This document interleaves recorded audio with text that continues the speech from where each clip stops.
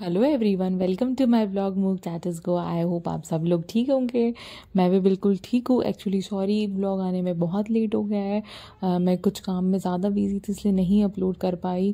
Tattoos appointment काफ़ी थी मेरे पास बैक टू बैक। और ये देखो, मैं घर से निकल रही थी रेडी होके, तो भाई साहब लुई पुई आ गए थे गेट पे, क्योंकि मैंने रोज़ खाना देती हूँ, दिन में भी और रात में भी।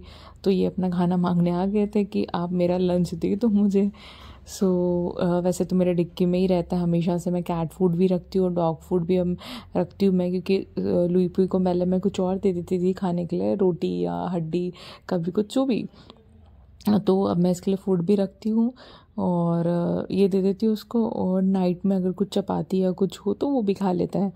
सो ये देने के बाद स्टूडियो आ गई थी, बारिश आ रही थी बहुत ही। और ये देखो, बेबेन का और डोडल, माँ बेटे दोनों गाड़ी पे बैठे रहते हैं हमेशा से।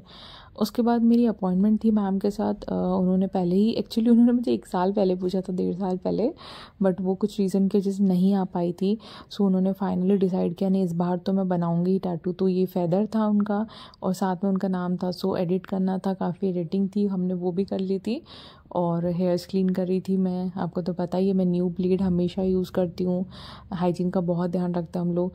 फिर उसके बाद प्लेसमेंट कर लिया था, क्योंकि उन्हें यहाँ पे ही चाहिए था। और ऑफ कोर्स ये फेदर या फिर ऐसे वाले जो टैटूज़ होते हैं, ये सब मतलब प्लेसमेंट के हिसाब से बनाओ तो ज़्यादा बेटर होता है। जैसे इन्फिनिटी भी साइड में बनाते कोई कोई, मतलब उस हिसाब से वो अच्छा लगता है। सो हमने भी उन्हें वही सजेस्ट किया था।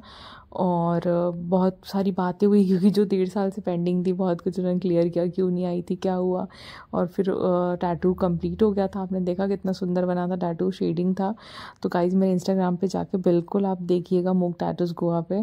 और उसके बाद मैं कर रही थी क्लीनिंग, क्योंकि क्लीनिंग तो करनी होती है बेड को सैनिटाइज़र वगैरह डाल के। ओके गाइज, कल मिलते हैं। Thanks for watching my blog.